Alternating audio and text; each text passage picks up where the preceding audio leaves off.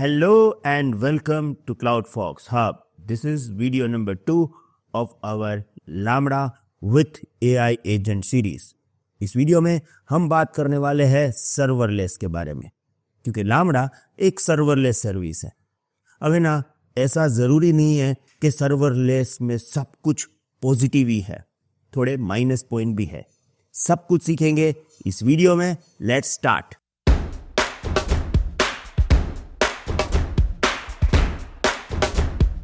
As always सबसे पहले introduction से स्टार्ट करेंगे। Serverless computing is a cloud computing execution model where developer write and deploy code without managing underlying infrastructure. देखो, आपको है ना एक चीज याद रखना है कि जब हम क्लाउड में जाते हैं ना, तो हमारे पास 3 टाइप के सर्विसेज हैं। एक जो हम ट्रेडिशनल नॉर्मल वे से सर्विसेज को यूज करते हैं, वैसे ही जैसे मैं आपको समझाऊं कि आपने एक EC2 इंस्टेंस बना लिया, सर्वर प्रोविजनिंग किया और आपने सब कुछ अपने हिसाब से सेटअप किया, जिसको हम जनरली बोलते हैं infrastructure as a service, right. हमारे पास एक दूसरा ऑप्शन भी है जिसको हम बोलते हैं मैनेज्ड सर्विस, ओके। जैसे कि हमने सीखा था RDS के अंदर हमें ना तो ऑपरेटिंग सिस्टम मैनेज करना पड़ता था, ना तो हमें डेटाबेस इंजन मैनेज करना पड़ता। सब कुछ मैनेज कर रहा था AWS पर। हाँ, सर्वर हम डिप्लॉय वहां पे कर रहे थे, पर सर्वर मैनेज कौन कर रहा था? AWS। सर्वर तो है, पर सर्वर AWS मैनेज कर रहा है, राइट। तो हमें वहां पे सर्वर के कॉन्फ़िगरेशन सिलेक्ट करने पड़ते थे, जैसे कि आपको अपना कौन सा DB इंस्टेंस चाहिए, उसमें रैम कितना होना चाहिए, उसके अंदर CPU कितने चाहिए, वो आप सिलेक्ट कर रहे थे, राइट। तो वो एक मैनेज कैटेगरी में आएगा। और तीसरा ऑप्शन हमारे पास है सर्वरलेस। सर्वरलेस के अंदर हमें कुछ भी सिलेक्ट नहीं करना होता है, पूरा प्रोविजनिंग खुद क्लाउड सर्विस प्रोवाइडर, इन अवर केस AWS ही करेगा।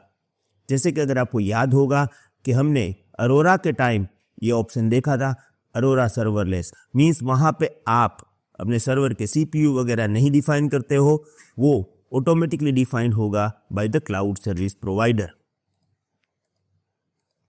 The cloud provider will automatically handle provisioning, scaling, and server maintenance. Instead of running continuously, serverless functions execute only when triggered by an event. अब ये specifically lambda के ऊपर लागू होता है, जिसके बारे में मैं आपको और डीप में आगे जाके समझाऊंगा, राइट। पर सर्वरलेस तो आपको ऑलमोस्ट समझ में आ गया होगा, राइट। जैसे अगर आपको कोई फंक्शन एग्जीक्यूट करवाना है EC2 में, तो पहले आपको EC2 बनाना पड़ेगा, पर लामड़ा में आपको कुछ नहीं करना पड़ेगा, सिर्फ आपके कोड डिप्लॉय कर दो। बाकी का जो भी कंप्यूट या मेमोरी प्रोविजनिंग है वो बैकग्राउंड में AWS अपने आप कर लेगा, राइट। अब अगर हम सर्वरलेस आर्किटेक्चर पे जाएंगे तो उसके एडवांटेजेस क्या क्या है वो हमें समझना पड़ेगा। सबसे पहले चीज, नो सर्वर मैनेजमेंट, राइट। तो चलिए क्या हम काम करते हैं ना, हम एक तरफ अगर आप सर्वर प्रोविजन करते हो तो क्या होगा, और अगर आप सर्वरलेस में जाओगे तो क्या होगा, उसको समझते हैं, राइट। जैसे कि मेरे पास एक कोड है। अब इस कोड को मुझे एक्चुअली लोड करना है सर्वर में, यानी कि मैंने EC2 में जाके लोड करना है। और दूसरा ऑप्शन है मेरे पास लामड़ा, वहां पे क्या होगा, सर्वरलेस होगा, राइट। तो ये सर्वर और ये सर्वरलेस।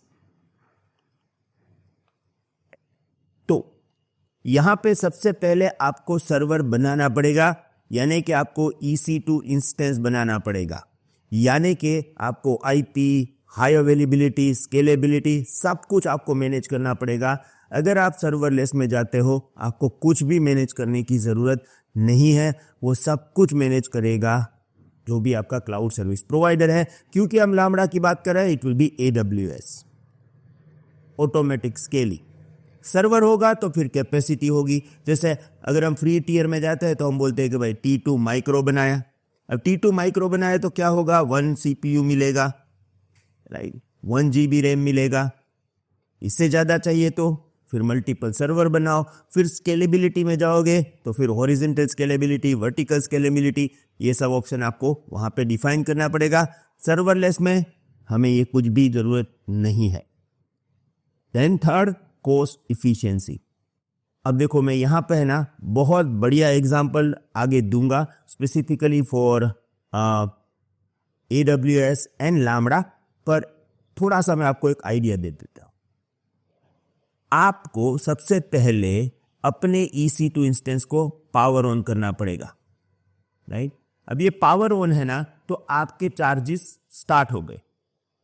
अब आप फंक्शन दिन में एक बार रन करो या दिन में 50 बार रन करो, आपका जो EC2 इंस्टेंस है ये 24/7 रन हो रहा है, उसके तो चार्जेस आपको देने ही पड़ेंगे। पर लैम्बडा में केस में क्या होगा, जब भी आप ट्रिगर करोगे उसी ट्रिगर के बेस पे आपका फंक्शन रन होगा और उसी का आपको पैसा देना है। यानी कि यहाँ पे आप 24/7 नहीं पेमेंट कर रहे हो, it is a truly kind of pay as you go pricing, right. तो कॉस्ट इफिशिएंसी मिलती है। Then high availability. अब क्या होता है, अगर मैं एक EC2 इंस्टेंस बनाऊंगा तो उस EC2 इंस्टेंस को मैं बनाऊंगा मान के चलो इंडिया में AP South 1A में। अब AP South 1A डाउन हो गया तो क्या करेंगे, AP South 1B में दूसरा बनाएंगे। तो वो मल्टीपल वर्चुअल मशीन्स आपको बनाने पड़ेंगे। हाई अवेलेबिलिटी आपकी रिस्पॉन्सिबिलिटी हो जाएगी, यहाँ पे हमारी रिस्पॉन्सिबिलिटी वो नहीं है। तो ये फायदा है सर्वरलेस का। एंड फास्टर डिप्लॉयमेंट, आप अपने कोड डाल दो यहाँ पे, काम आपका हो गया। यहाँ पे आपको ये सब वर्चुअल मशीन वगैरह बनाना पड़ेगा, स्केलेबिलिटी वैलिडिटी डिजाइन करनी पड़ेगी, मॉनिटरिंग भी करना पड़ेगा। तो वो सब कुछ यहाँ पे आपको मैनेज करना पड़ेगा, क्योंकि टाइम कंज्यूमिंग है। यहाँ पे ये टाइम कंज्यूमिंग नहीं है, राइट। तो ये सर्वरलेस के हम कह सकते हैं कि एडवांटेजेस है। ये सब कुछ हमें नहीं करना पड़ता है, स्केलेबिलिटी मेंटेन नहीं करनी पड़ती है, हाई अवेलेबिलिटी मेंटेन नहीं करनी पड़ती है, कोई सर्वर का प्रोविजनिंग भी हमें नहीं करना पड़ता है। अब आप सोचोगे यार आप तो सब कुछ अच्छी अच्छी बातें ही कर रहे हो अबाउट सर्वरलेस, तो इसका मतलब तो ये होगा ना कि आगे जाके सब कुछ सर्वरलेस ही हो जाएगा। भाई ऐसी चीज नहीं है, सर्वरलेस के भी थोड़े से प्रॉब्लम तो है। क्या है, इसको मैं प्रॉब्लम नहीं कह सकता हूं, इसको मैं ये कह सकता हूं कि थोड़े प्लस पॉइंट माइनस पॉइंट जैसे इक्विवेलेंट जैसी चीजें हैं, राइट। तो मैं ये चाहता हूं आप उसको भी समझो। तो देखिए सबसे पहली चीज यहां पे हमें यह समझना पड़ेगा कि सर्वरलेस में एक प्रॉब्लम होता है कोल्ड स्टार्ट। अब कोल्ड स्टार्ट का मतलब क्या होता है मैं आपको समझा दूं, ये अच्छी तरह से समझिएगा क्योंकि आगे जाके मैं इसका यूज भी करूंगा, ओके। अब देखो आपकी एक एप्लीकेशन है, वो एक्चुअली EC2 में होस्टेड है, राइट। अब EC2 जो आपका इंस्टेंस है वो तो पावर्ड ऑन ही है,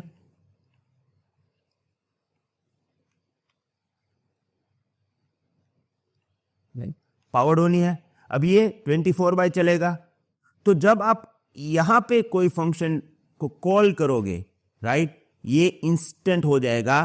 तो ये है ना फंक्शन फास्ट रन कर देगा क्योंकि आपका वर्चुअल मशीन 24/7 रनिंग है।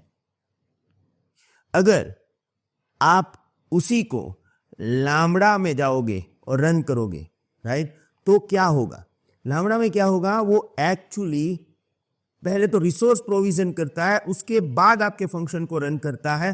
तो वहां पे ना ये थोड़ा स्लो डाउन होता है। कब, जब आप उसको आइडियल रखते हो। एट ए टाइम अगर आप कितने भी फंक्शन रन कर दो नो प्रॉब्लम, पर अभी कोई फंक्शन जैसे कि 1 आवर से रन ही नहीं हुआ तो रिसोर्स हो गए क्लीन। अब आप अगेन ट्रिगर करोगे तो वहां पे वो थोड़ा सा स्लो डाउन होता है, जो कि यहां पे ये दिक्कत आपको नहीं आएगी, जिसको हम टेक्निकली बोलते हैं cold starts, okay. Then limited execution time, अब इसको है ना आप याद रखना, ओके। क्यों, क्योंकि ये एग्जाम में 100% ये लोग पूछते हैं। तो फंक्शन को एग्जीक्यूट करने में कितना टाइम लगता है, EC2 में ये एक्चुअली होता है अनलिमिटेड, ओके, अनलिमिटेड। फंक्शन का एग्जीक्यूशन टाइम चाहे 30 मिनट हो 40 मिनट्स हो, नो प्रॉब्लम। बट लैम्ब्डा का लिमिटेशन है, ये लिमिटेशन ये है कि 15 मिनट्स। ओके, फंक्शन का मैक्सिमम एग्जीक्यूशन टाइम कितना है? 15 मिनट्स। अब क्या होता है ना, मैं आपको समझाऊं। एग्जाम में ना कई सारे सिनेरियो बेस्ड क्वेश्चन ये लोग पूछते हैं और फिर क्या बोलते हैं कि आपका जो फंक्शन है उसके लिए आपको एग्जीक्यूशन टाइम चाहिए 20 मिनट्स। अब जैसे ही यहाँ पे उसने 20 मिनट्स बोल दिया ना, उसका मतलब है आंसर में अगर कई जगह पर भी लैम्ब्डा स्पेसिफाई किया हुआ है ना, तो वो आंसर नहीं आएगा, क्योंकि लैम्ब्डा का प्रॉब्लम है, उसका एग्जीक्यूशन टाइम 15 मिनट से ज्यादा नहीं है। ओके, वो आप सर्वरलेस के प्रॉब्लम में भी गिन सकते हो, right. Vendor lock in. Vendor lock in का मतलब क्या है? अगर आपने लैम्ब्डा यूज कर लिया तो फिर सभी कोड वगैरह आपने एज पर लैम्ब्डा ही डेवलप किए हैं। अब अगर उसको शिफ्ट करके किसी दूसरे जगह पे लेके जाना है तो प्रॉब्लम होगा। EC2 में क्या होता है, आप ऑपरेटिंग सिस्टम के बेस पे चलते हो। जैसे मेरी ऑपरेटिंग सिस्टम है, यहाँ पे उबंटू है। अब यही कोड मैं कोई दूसरे क्लाउड सर्विस में जाके उबंटू मशीन बना के वहां पे शिफ्ट कर सकता हूं।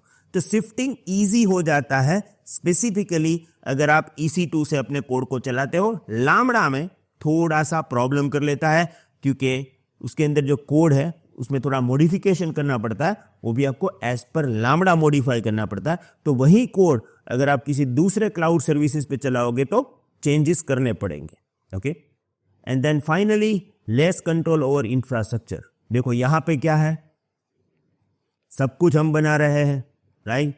EC2 में ऑपरेटिंग सिस्टम हमारा है, फिर जो भी हम वहां पे सॉफ्टवेयर वगैरह डालते हैं, फ्रेमवर्क वगैरह डालते हैं, उस पर पूरा कंट्रोल किसका होता है? हमारा होता है, क्योंकि ये इंफ्रास्ट्रक्चर एज अ सर्विस है, तो हमें यहाँ पे पूरा कंट्रोल मिलता है।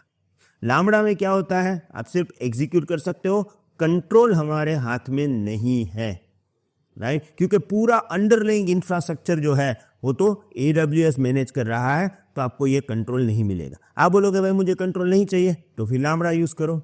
पर अगर आप एंटरप्राइज लेवल पे काम करोगे तो कई बार हमें कंट्रोल की रिक्वायरमेंट है, उस समय हमें फिर अपना कोड जो है वो EC2 से ही रन करना पड़ेगा।